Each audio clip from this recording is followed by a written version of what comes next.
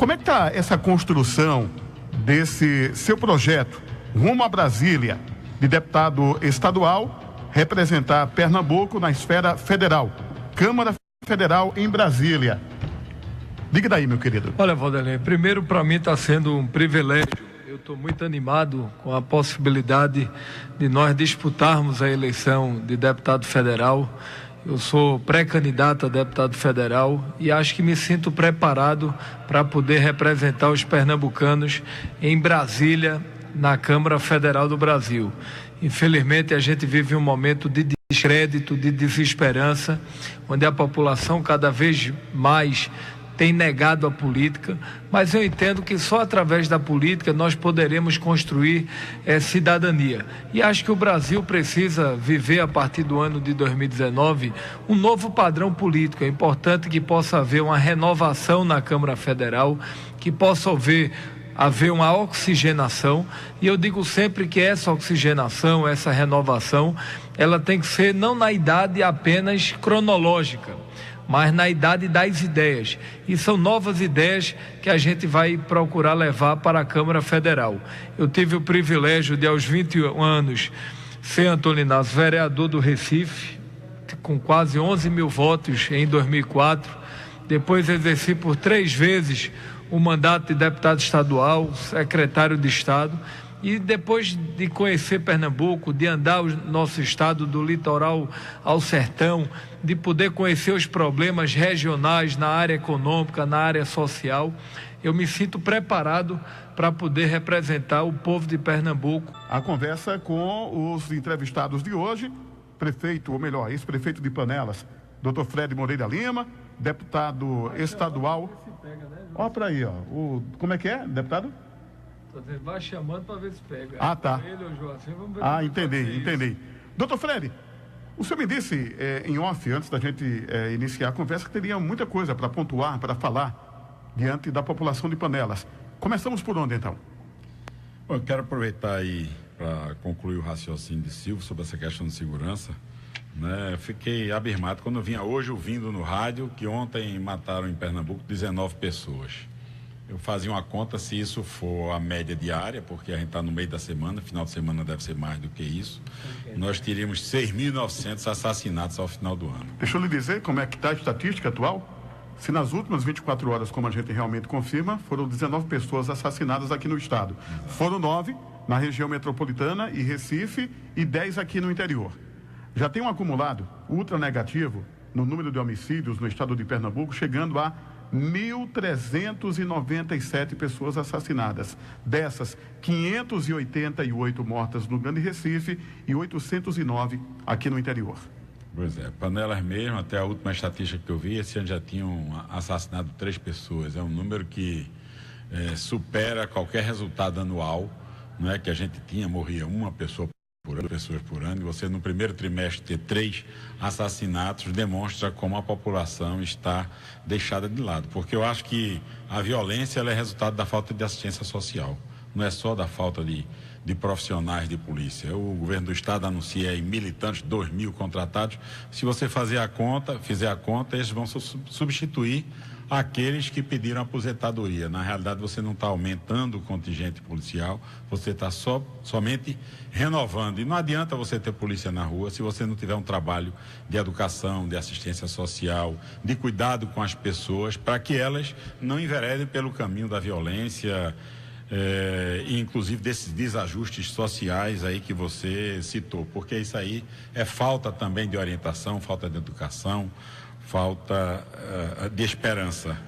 Mas dentro dessa linha aí e dessa esteira, eu acho que uma coisa importante para se falar nesse momento, dentro desse sentimento de desânimo que eu vi em Panelas, é a situação de educação do nosso município. Eu diria que a educação de Panelas pede socorro.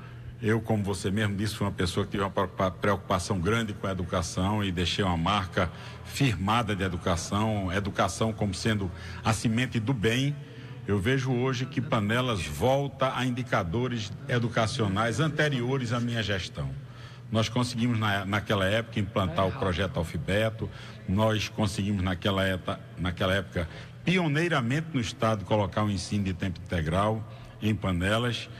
e conseguimos acabar com a defasagem de idade séria, uma série de coisas que, se a gente for falar aqui, talvez seja técnico demais para a população de Panelas entender. Mas, com certeza, naquela época, a gente conseguiu fazer com que as crianças com 7 anos de idade soubessem ler e escrever e tivessem os conhecimentos básicos de matemática. E, com isso, essas crianças que naquela época foram alfabetizadas, hoje elas estão no ensino médio do município, que é um ensino médio que se destaca no estado pelos resultados obtidos, nas aprovações de vestibulares, nas colocações de estudantes na área de medicina, na área de saúde, na área de engenharia, enfim, em áreas do conhecimento que nunca antes o povo de Panelas tinha pensado em atingir, a não ser que fosse um filho de classe média que pudesse sair do município para Recife ou Caruaru para estudar. Mas o que é que acontece hoje? A gente está tendo crianças no terceiro, o índice de analfabetos funcionais voltou a crescer no nosso município, apesar do IDEB ter se mantido, mas você volta a gerar. Um município que tem hoje 1.500 pessoas ainda no EJA é uma coisa de não se acreditar, porque se você pegar os últimos 10 anos e colocar 1.500 pessoas por ano, naquela época eu até fiquei feliz porque eu consegui colocar 3 mil pessoas no EJA. Mas nós temos uma população em Panelas de 25 mil habitantes que não cresce. Não cresce porque as pessoas vão saindo porque não tem opção para continuar trabalhando, vivendo no município. Então a gente tem que uma população no sentido de perda de população. E nós temos uma perda de população ficando com pessoas novamente desqualificadas, analfabetas, sem ensino, sem cuidado. Isso aí é um crime com o futuro do nosso município. Se hoje nós vivemos o que vivemos, falta de emprego, falta de oportunidade, isso tende a piorar se a educação não é vista com seriedade, ela não é retomada. Isso é um projeto nefasto para o município.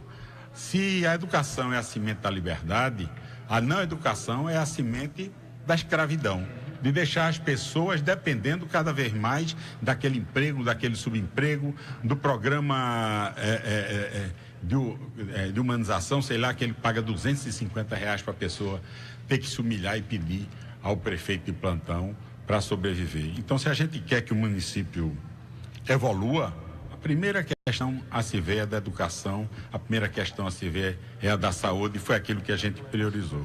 E nesse sentido, o que é que a gente vê? A falta de atenção e de respeito com a educação. Os professores, a situação dos professores em Panelas que não conseguem receber o piso salarial, que a prefeitura se nega a cumprir a determinação federal de um piso salarial. A prefeitura recebe um dinheiro para pagar um precatório aos professores, referente a valores que não foram repassados pelo governo federal lá atrás, em 2000, início de 2000, recebe e segura aquele dinheiro para gastar da forma que quer, achando que pode fazer a opção. Estive no sindicato conversando, entendendo que processo é esse, e a Justiça em Panela, através do Dr. Jorge, de forma correta e sábia, bloqueou os recursos do município para que o processo pudesse seguir e os professores pudessem almejar receber esse atrasado. Como é que você quer uma educação de qualidade se você não dá condições, se você não dá salário, se você não respeita o professor, se você está fechando escolas públicas municipais, alegando que está centralizando, mas você está centralizando aonde, de que forma, em que condições, onde é que está o transporte, onde é que está a merenda escolar, onde é que está a supervisão de ensino. Nós tínhamos 64 escolas no município à época, quase todas rurais. Nós tínhamos um diretor para cada escola. Esse diretor tinha uma motocicleta para se deslocar e todos os dias ele está em uma sala de aula vendo como o professor estava ensinando um programa que estava pré-estabelecido. Naquele dia o professor tinha que estar na página tal, do livro tal, ensinando tal matéria. Isso chama-se gestão, isso chama-se administração. E em Panelas isso hoje não existe. Existe uma farsa. Eu faço que dou condições para o professor ensinar e o aluno faz, que aprende. Isso reflete nos próprios dados que você vai dar no INEP. O município não informa o número de matrículas, o número de evasões, ou seja, as informações elas são falseadas para que a gente não tenha um diagnóstico público e transparente da realidade da educação do município. Se a educação está assim, imagine a assistência social, imagine a saúde do município. Está aqui Joaci, que eu cumprimento mais uma vez, cumprimento o Douro também, que vem fazendo um trabalho de substituição do serviço público do município de transporte de pacientes. O paciente, quando chega no município, tem uma urgência, tem que ir para Caruaru ou se deslocar nessa ambulancioterapia que nós temos, mas não, só pode sair quando a outra ambulância voltar, enquanto isso tu espera ver aí se morre ou se não morre. E aí, Joaci tem feito um trabalho de assistência social. Mas é importante deixar claro que a oposição não é um governo paralelo. A oposição não tem as condições materiais que o município tem. A oposição não tem a obrigação de substituir a gestão do município. Seria muito fácil, mas a oposição tem a obrigação, sim, de denunciar, de lutar, de contribuir da forma possível. Daí porque, nessa questão da educação, nessa questão dos professores, eu estou assumindo aqui a posição de convocar todos os políticos do município, a convocar aqui Silvio Costa Filho, para ser um parceiro na luta, para que o município cumpra com as suas obrigações, para que se pronuncie na Assembleia Legislativa junto com Clodoaldo. Próxima semana, Clodoaldo vem aqui para se comprometer também para trabalhar, para a gente identificar na justiça onde estão esses processos, para que a gente possa fazer isso andar e para que os professores não sofram mais com essa forma absurda de administrar a coisa pública. Então, essa questão da educação é uma bandeira que a gente assume, e aqui eu quero convocar os vereadores de situação e de oposição do município. Da mesma forma que vocês foram a Brasília para lutar contra uma causa importante, que é a questão da reforma da Previdência, da qual Silvio Costa Filho também tem uma posição muito firme, não é, com relação a essa forma atabalhoada com que estão querendo fazer a reforma da Previdência. Vocês pensem na coisa pública e todos também se unam, independente da situação ou oposição, se unam e vão junto à prefeitura do município mostrar que não adianta essa luta. Essa é uma luta perdida, além de ser desumana, de ser incorreta, de ser ilegal, ela não vai ter respaldo na justiça. Na justiça nós vamos ajudar a fazer isso andar. Nós vamos atrás de ver o que é que está paralisando esse processo. Mas a prefeitura podia mostrar um pouco de dignidade e se antecipar e entender que está errada, e uma pressão e um apelo de todos os políticos, de todas as posições, seria importante nesse momento para que essa situação fosse sanada e isso desse mais alegria aos professores, mais estímulos, fizesse com que a nossa educação pudesse melhorar e voltar a ser uma esperança realmente na vida dos panelenses. Então, esse é um assunto, sabe, Valdeci, que eu coloco com extrema prioridade no município. A gente, quando anda e fala com as pessoas, a gente sente e ouve uma série de outras questões. Mas são muitas. Se a gente for falar de todas aqui, a gente termina perdendo o foco. É preciso a gente focar naquilo que é vital. Se a gente quer ter um futuro para Panelas, um projeto de Panelas desenvolver, como a gente vê Cupira se desenvolvendo, como você vê os municípios menores da região se desenvolvendo. Jurema deu um exemplo e pagou esse recurso que é dos professores, que é um direito adquirido deles. Se outros municípios menores até do que Panelas estão fazendo isso, por que é que a gente não pensa nisso aí? É porque se quer que se mantenha essa situação em Panelas, de dependência do governo. A gente não quer que a população evolua. Veja que eu estou na região há 20 anos. A gente vê o quanto Cupira tem evoluído na parte de indústria, de comércio, de oferta. A gente olha aqui os supermercados, o comércio, é uma coisa efetivamente pujante. É iniciativa da população, sim. Cupira já foi um distrito de Panelas e hoje é um município que está mais pujante do que o seu próprio pai, do que a sua própria mãe. E é importante que a gente entenda que se educar é um princípio para isso aí. Cupira, por outro lado, também tem sido um exemplo. Se não está satisfeito com o seu governante, troque. E aqui você vê sempre trocando, buscando aquele que a população tem uma posição de cobrança, tem uma posição de independência. E é preciso que Panelas tenha também o cidadão panelense tenha essa consciência de ter essa independência de opinião, e por isso que a questão da educação, volto a colocar, ela é prioritária.